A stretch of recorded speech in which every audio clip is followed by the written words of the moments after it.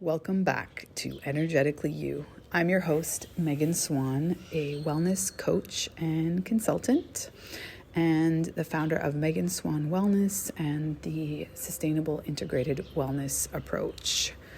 Today is a very special episode. It is actually the last episode I will be recording of Energetically You.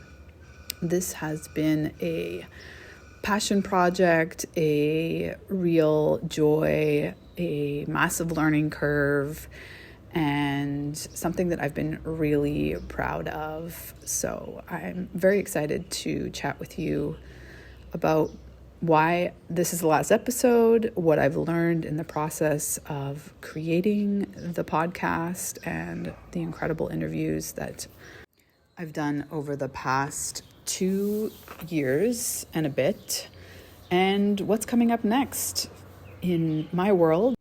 So let's dive in. Honestly, I can't believe in some respects that this is the 120th episode of Energetically You. This is season 3, so it was 2 and a bit years of podcasting and a lot of incredible interviews. You can always refer to my website. My favorite episodes under the podcast section are listed and transcribed and linked. So you can always check out sort of the highlights there. And another thing that I did that I felt inspired to do, and I got a lot of positive feedback, there is a guided meditation series weaved into the podcast. And if you're interested, please reach out. I have a little one-pager that helps you locate all of the guided meditations in one place, so you can have it as a reference point if that is something that you enjoyed or you are curious to have sort of in a look at, a try. I'm so excited to tell you about what I learned. So I have decided, first off, I'll say that the podcast is definitely going to be evergreen. It's going to be in the ethers of the internet, live and well, as the beautiful content that it is. If you wanted to refer back to, if you didn't get a chance to listen to all the incredible episodes, they're going to be there at least for another year, probably 2. Mostly because I'm just so proud of the content. I think there is, really important information. Each episode really had a powerful message, and I enjoyed doing those interviews, which kind of leads me to the reality that I've been digesting over the last month or so. I mean, I've been digesting since the beginning of the year, to be quite honest. The reality that I didn't want to do the production side of the podcast anymore. So I went through the process of interviewing multiple companies that do, the editing, the show notes, the back end of the podcast, in order to see if it could be a viable option to outsource and offload that series of tasks for myself. Just because I knew it was taking a lot of my energy, and the only part that I absolutely loved is actually interviewing people or creating the episode. All the back end stuff was a have to. And I concluded that, it just didn't make a lot of sense at this time to have a company produce it. So I was sitting with the reality that, okay, I still need to have those tasks on my plate. And I got some, loving, critical, constructive criticism is what I'm trying to say. Feedback from a friend of mine who has, 10 plus years in the podcasting industry. And she made me realize that there's a lot that I could do better, and really challenged me as to what the purpose of the podcast was. And I can say from the beginning, I really enjoyed the podcast from the standpoint that it helped me meet and connect with so many incredible humans and allowed me to have in-depth conversations with them, really at the end of the day from somewhat I guess of a selfish standpoint, in that I enjoyed, or I was asking questions about things that I wanted to know and areas where I thought I could grow and improve on and gain perspective and knowledge from these guests that I respected in the field. And so that, I think, created a lot of really beautiful, in-depth conversations, and I think they're of a lot of value.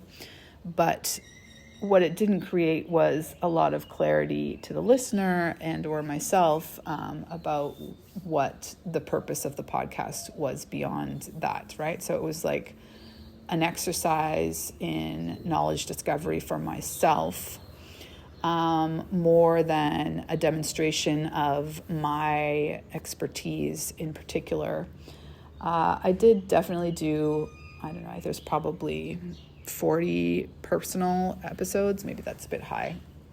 In the beginning, I really intended on doing half and half. So half interviews and half solo episodes. But I kind of just followed my journey, if you will, in that at the time I just really enjoyed interviewing people more than I did creating solo episodes. So that is to say, over time, it became more of this journey for me in meeting people and connecting, in learning, and I still really saw a lot of value in sharing that with the audience. But at the end of the day, when I've come to this realization that I'm not super excited about the production side and keeping up that side of it, that I had to take a hard look at the purpose of Energetically You. So for that reason, I've decided to take a pause on it. In my mind, this is probably the last episode, the 120th episode. No small feat, recording, editing, producing, promoting,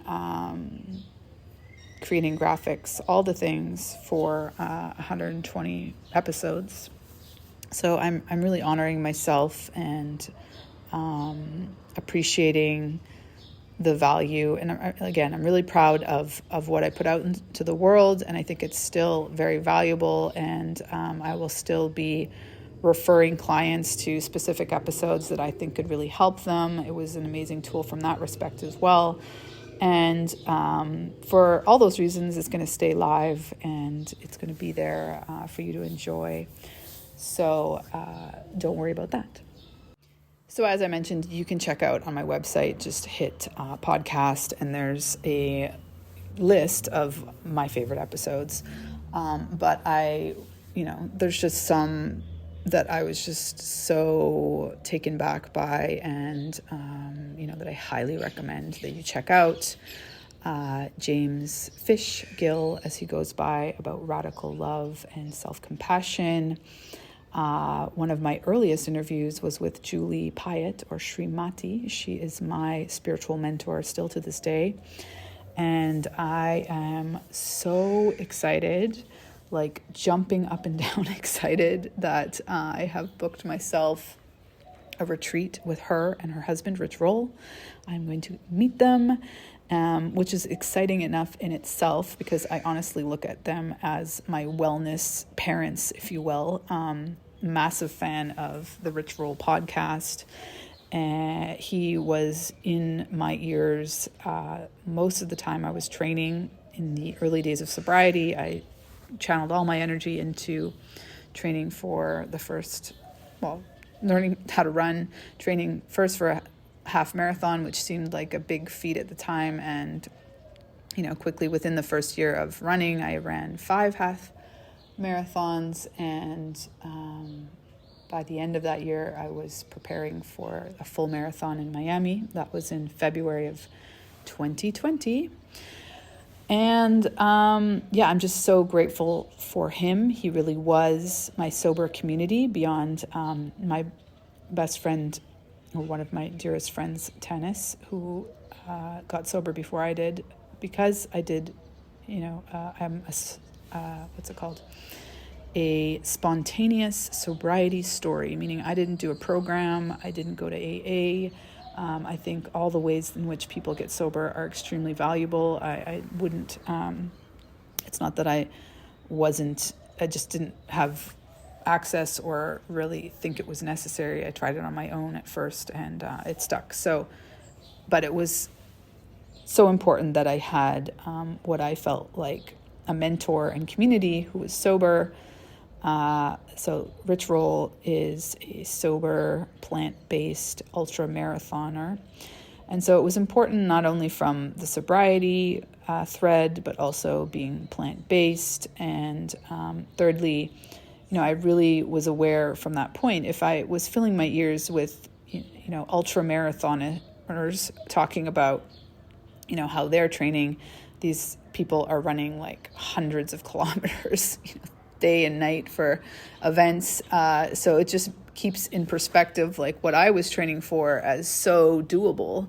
If I'm just like scratching the surface on what's possible, it's such a great technique in life to just surround yourself when you're trying to do something that you feel is outside of your comfort zone or outside of your knowledge realm even, or your experience.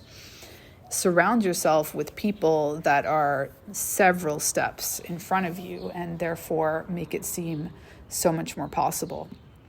So that is how I see Rich Roll as a massive inspiration and motivator in my life, and I sort of look at him as the one major influencer in my wellness journey. And through the Rich Roll podcast, I actually discovered Julie, his wife, and quickly joined her spiritual community called Water Tiger. And there I got to know her and her perspective on spirituality much more in depth. We meet once a month. It's a group call for 2 hours, and I've been doing that for 2 years now. And relatively early on into joining that community, I invited her on my podcast, and I was just overjoyed and somewhat shocked that she agreed to come on. We actually had to, we've recorded one, and then we needed to reschedule to do it again. And I would say that was one of my more challenging interviews because, I was just so nervous. I had so much respect for her that I wanted to do a good job. And I think it's a really, really great conversation. But anyway, long story short, I adore these two humans, and I'm so excited to meet them. And that would be enough. But what makes it mind-blowingly incredible is the way in which I'm going to meet them is that I have signed up for their last plant-powered Italia. So I am going to Tuscany in a couple of weeks. It's a retreat, so it involves, she's a yogi, so it's yoga with Julie, running with Rich. She is an incredible plant-based chef. She has a plant-based cheese service. It's like a subscription. They're working very hard on making it available to internationally. Right now, I believe it's only available in the United States. It's called SriMu, SRIMU. I will include a code if you're interested in trying it. It's, incredible product. Anyway, so she's doing all the cooking. I'm honestly hoping that she just lets me sit in the kitchen, not sit, but help her and just soak up so much incredible knowledge from her in the kitchen as she's preparing the meals. And, yeah, I mean, it's been, I want to say, yeah, honestly, I can't say. It's been 20 years since I've been to Tuscany, and I've only been to Florence. I was never, in the country enjoying the countryside of Tuscany. And yeah, I mean, I haven't been to Europe in many, many years. I haven't been on anything like this ever. It's going to be a once-in-a-lifetime experience. I rationalized it for three reasons. One, it's my gift to myself. This year I'm celebrating, it just passed. It was March 18th was my sober anniversary. I'm 5 years sober. So I am very proud of myself for that. And I'm also turning 44 in a couple weeks on April 15th. So 4 is like my number this year. And yeah, I knew that Rich and Julie, they've been talking about it. Well, she specifically in this community has mentioned multiple times because of the pandemic, they haven't done this retreat for 3 years. It almost happened last year, and then they canceled it at the last minute, which I saw as a blessing because I wasn't going to be able to go last year. And so I just said to myself, like, if it happens, I'm going to make it happen. Whew, so me and my tangents. All that to say that you should go back and listen to the episode I did with her. Amrit Singh, she is a cosmetic acupuncturist in Toronto. We talked all about cosmetic acupuncture. I'm so looking forward to having access to that when I move back to Canada. What else? There were so many incredible episodes. Natalie Haynes, her work on how to have uncomfortable conversations about race is pivotal. I highly recommend you listen to that episode. And there are so many more. All the episodes that I had on the powerhouses in the sobriety community, like Carolina and Heather. I'm just so appreciative that there were so many people. I mean, really, almost anyone that I invited on was game. And that, I think, is one of the biggest things that I learned as a transferable skill, if you will, is the mindset piece there that you just never know. And if you don't ask, it's not going to happen. And so it just expanded my vision of what is possible, who it's possible to connect with and have in-depth conversation.